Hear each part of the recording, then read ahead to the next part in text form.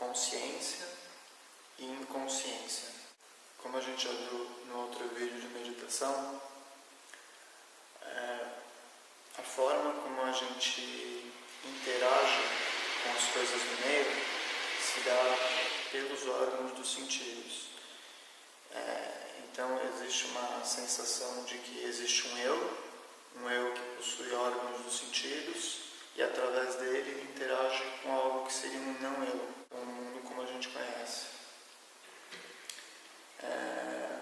Essa interação, então, a gente percebeu que no desejo de que algumas experiências aconteçam e outras não aconteçam, de acordo com os paradigmas que a gente mantém, a gente constrói aquilo que seria a nossa personalidade. Eventualmente, esses paradigmas são correspondidos, a gente interage com esses estímulos sensoriais por apego. Eventualmente, eles não são correspondidos, nós interagimos com esses estímulos sensoriais por aversão. E por essa mecânica de apego e aversão, a gente vai ou sofrer, na verdade, porque às vezes eu consigo essas coisas que eu tenho, que eu desejo, mas eu temo por perder essas coisas que eu consegui. Às vezes eu consigo me afastar dessas coisas que eu não desejo, mas eventualmente eu continuo experimentando elas, então eu volto a sofrer. Esse sofrimento, então, está relacionado à insatisfatoriedade no qual essa nossa lógica de apego e aversão acaba se estabelecendo. Por que uma lógica de insatisfatoriedade? Porque esse paradigma que a gente manteve, que nos colocou nessa situação, ele está construindo, ele está fortalecendo em nós uma personalidade que está ignorando uma verdade profunda da vida, que é a tal da dualidade. Aquele símbolo do tal, uma coisinha, uma gota negra com um pontinho branco e uma gota branca com um pontinho negro girando um em torno do outro. Esse é um símbolo visual para representar essa dualidade. Então, por mais que a gente deseje ter apenas um lado dessa moeda, a gente compra o outro no momento que a intenção foi gerada. Essa personalidade construída em cima da ignorância de um processo de verdade profunda da vida coloca a gente a sofrer. Então, vamos agora falar um pouco do porquê a gente continua realimentando esse processo de personalidade e, à medida que a gente vai ampliando esses paradigmas, à medida que a gente vai permitindo dissolver as características mais rígidas que limitam essa personalidade e ampliar esse processo de abertura, que tipo de coisas a gente vai tirando da inconsciência e trazendo para a consciência. Então, assim,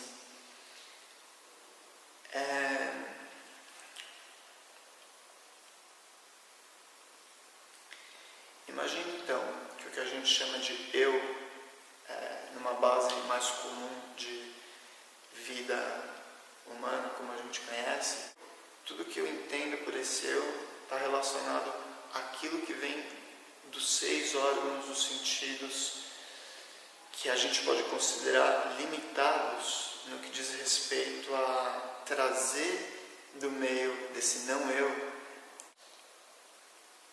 todas as características que de fato existem. Essas 6 formas de interagir com o mundo, elas não são as únicas formas que existem. Então imagina que esse eu, que usa os 6 órgãos, os sentidos básicos para a interação com o mundo, ele está limitado estímulo que chega até esses órgãos sentidos. E isso é o que a gente mantém consciente. Existe uma outra parte muito mais ampla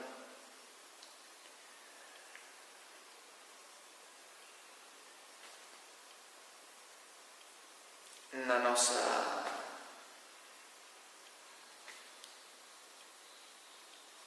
manifestação como ser humano. Vamos chamar essas duas porções de porção consciente e a porção inconsciente. À medida que a gente vai praticando e ampliando a abertura dessa personalidade, ampliando a qualidade e a abrangência dos paradigmas que a gente usa para participar do meio, da vida como algo mais amplo, o que acontece? Essa separação que existe entre a nossa porção consciente e a porção inconsciente, ela vai começando a se dissolver, como se essa barreira começasse a dar mais espaço para que outras coisas passem a se tornar conscientes. Então, essa porção consciente ela vai se ampliando, enquanto ainda tem todo um outro processo que a gente tem por abrir.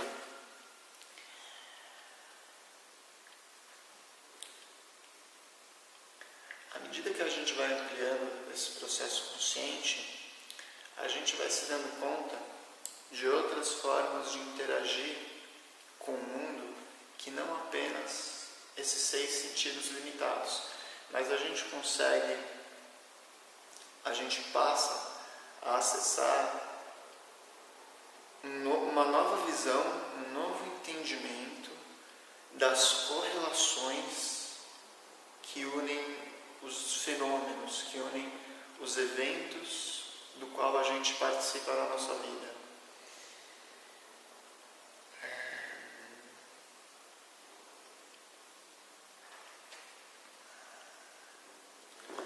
A gente começa a se dar conta, por exemplo, de escolhas que a gente havia feito, mas preferiu manter para trás da linha da inconsciência para que o nosso eu consciente não tivesse que arcar com as implicâncias de ter tomado essa decisão.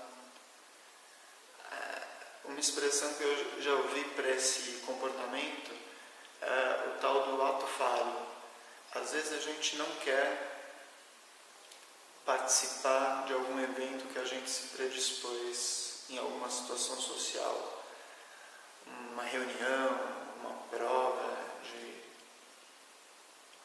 de algum concurso, alguma coisa, um encontro com alguma pessoa, mas no fundo a gente não queria participar porque isso implicaria ou algum confronto com alguns valores que esse eu consciente mantém, ou alguma situação desconfortável, seja ela qual for, e no fim das contas a gente não queria participar disso.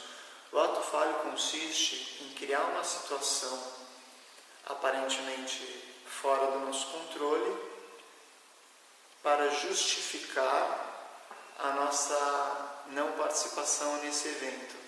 Por exemplo, a gente costuma esquecer as chaves de casa, não sabe onde está a chave de casa, então a gente não consegue sair, a gente não pode deixar a casa aberta, ou a gente esquece a chave do carro, não sabe onde a chave do carro está, ou a gente se envolve, no meio do caminho se envolve em algum acidente, quebra a perna, tem que ir para o médico e falha em participar do compromisso. E quando a gente então amplia, vai retirando pela prática essas barreiras, amplia o acesso consciente a todos esses elementos que a gente mantinha escondidos. À medida que a gente vai ampliando o nosso acesso a isso, a gente vai se dando conta, inclusive, dos motivos pelos quais mantemos alguns atos falhos. E então o que acontece nesse processo de abertura? É muito comum no começo a gente passar a criar uma nova personalidade de autopunição, onde a gente começa a se julgar por tudo, a se cobrar em demasia. E isso também não é exatamente saudável, mas a gente acaba passando por isso no momento. A ideia é que a gente não se cobre por aquilo que a gente começa a acessar e outras coisas que acabam vindo à tona. Em uma linguagem de culturas tradicionais orientais, a ideia é que existem sementes kármicas, lembrando que karma é intenção. Então, sempre que eu movimento uma intenção de qualquer coisa, eu estou movimentando karma. E existem sementes kármicas que são chamadas de samskaras. São fortes impressões kármicas plantadas profundamente nessa nossa porção inconsciente.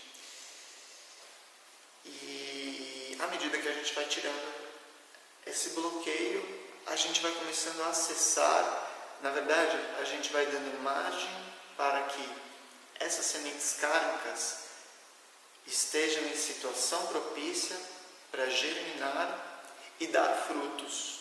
Os frutos kármicos que a gente vai experienciar, as sensações que a gente vai experienciar nessa abertura, os pensamentos que vão vir até nós, as sensações que vão vir até nós. E então, como é uma coisa que você já movimentou no passado, karma você gerou, não tem como você desconstruir esse processo que você já gerou. Mas para que a gente quer criar essa abertura então? Para que até mesmo essas sementes mais profundas passem a vir à tona, deem frutos, a gente experiencie esses frutos em uma contemplação de desidentificação desenvolvida na meditação, para que nessa desidentificação a gente não replante novas sementes kármicas, não crie nova intenção relacionada a esse aspecto que começa a surgir, a nossa consciência agora já mais ampliada.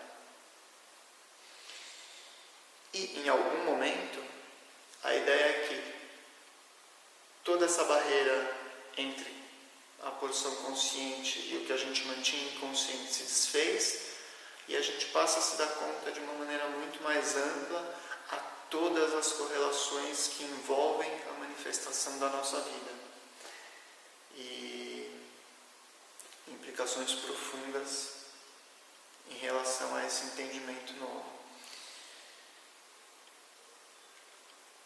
Adoecimentos do nosso corpo, acidentes que a gente participa, pessoas que a gente conhece, eventos que a gente participa socialmente, tudo isso começa a se tornar mais claro do porquê essas coisas estão se manifestando da forma como se manifestam. E você então vai apenas contemplar, se permite participar plenamente daquilo sem criar novo apego ou aversão, para que novos sanskaras, novas sementes profundas não se reestabeleçam. Como um sanskara se cria? Como uma forte impressão kármica se cria? Em repetição. Por exemplo, se eu sou uma pessoa que tem o hábito de fumar, sempre que eu dou uma tragada, aquela sensação, talvez nem pelo processo químico no corpo, mas pela situação social em que isso se deu, a ideia que eu tenho a respeito desse gesto de fumar. Então eu dou essa tragada, eu tenho uma sensação momentânea de prazer. Quando eu dou uma outra tragada, eu reitero essa sensação de que esse gesto de puxar essa fumaça é prazeroso. E nessa repetição inconsciente, muitas e muitas vezes, eu fortaleço, eu cristalizo um sanskara, uma forte impressão kármica, associando prazer a esse gesto ou desprazer em relação a qualquer outro gesto. E o tempo todo, ao longo do nosso dia, a gente vai fortalecendo e diminuindo a força de sanskaras internos. Então, nesse nosso processo de abertura, nesse nosso processo de fazer o que está inconsciente, ganhar acesso à nossa consciência, nesse processo de abertura, a gente vai aprendendo a desenvolver essas qualidades de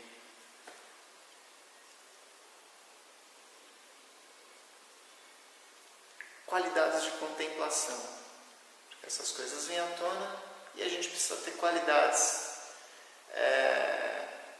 formas de interagir com essas coisas. Então, a primeira é a desidentificação, que a gente já trabalha no processo de meditação. Qual é o processo? O exercício mecânico da meditação, shamatha, dhyana panasati. Foco a respiração, sempre que percebeu a distração, volta para o foco. Nessa mecânica de perceber a distração e voltar para o foco, eventualmente as distrações vão ganhando espaço umas entre as outras, até o momento que elas nem mais venham a surgir. Então, nesse momento eu tenho essa plena atenção desenvolvida. Eu passo a voltar essa plena atenção para o presente, e sempre que situações vão vindo à tona e como focos de potencial distração, eu simplesmente me permito essa presença, essa manutenção do foco no meu presente e não me distraio com elas, eu simplesmente participo da vida. Nisso eu paro de reinteragir compulsivamente, gerando karma, fortalecendo sanskaras. E outra coisa, então, como nesse início de abertura a gente começa a se cobrar muito por esse processo que a gente alimentou, o que não é interessante, essa cobrança só está gerando um novo karma relacionado à aversão.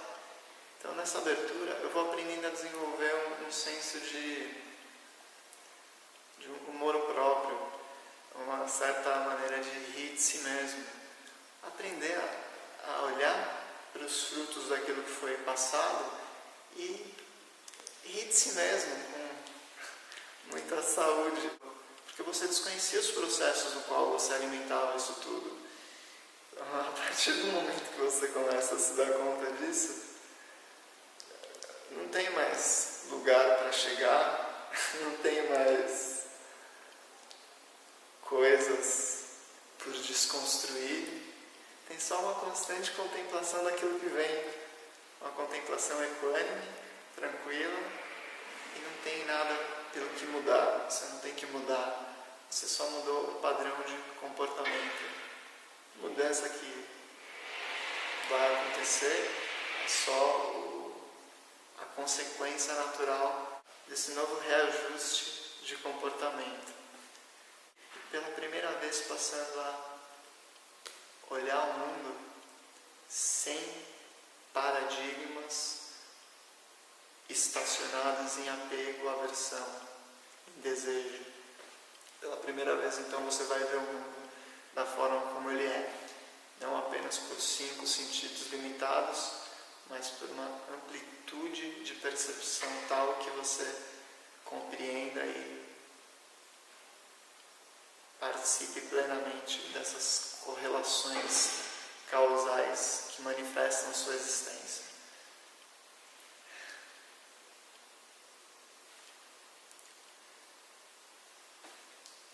E tudo você fica grato.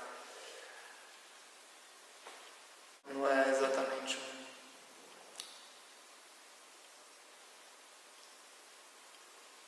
um passeio no parque, É difícil esse processo de desidentificação no começo, é muito fácil a gente cair em auto-julgamento. E uma vez que a gente julga nós mesmos, uma vez que a gente julga o nosso próprio processo, a gente passa a julgar os outros, porque eu me cobro essa mudança, então vocês também têm que mudar, porque eu estou vendo que isso não é certo, eu estou me cobrando essa mudança e vocês também têm que mudar. Então a mudança nunca é externa, o silêncio que a gente vai manter nesse processo, o entendimento de que isso só chegou até você porque foi sua decisão, e se alguém tivesse imposto isso a você, ou tirado de você a chance de perceber isso por você mesmo, você ia ficar incomodado. Então não incomode as pessoas, o mundo não tem que ser mudado por gritos para fora, mas por uma aceitação interna e contemplação equânime. Parece frase de efeito, mas contemplem a verdade profunda por detrás desse entendimento. Isso tudo aqui sou eu, tentando inspirar quem quiser, quem se abrir para inspiração. Não são verdades, não são ensinamentos religiosos. É a minha abertura em contato com a abertura de vocês.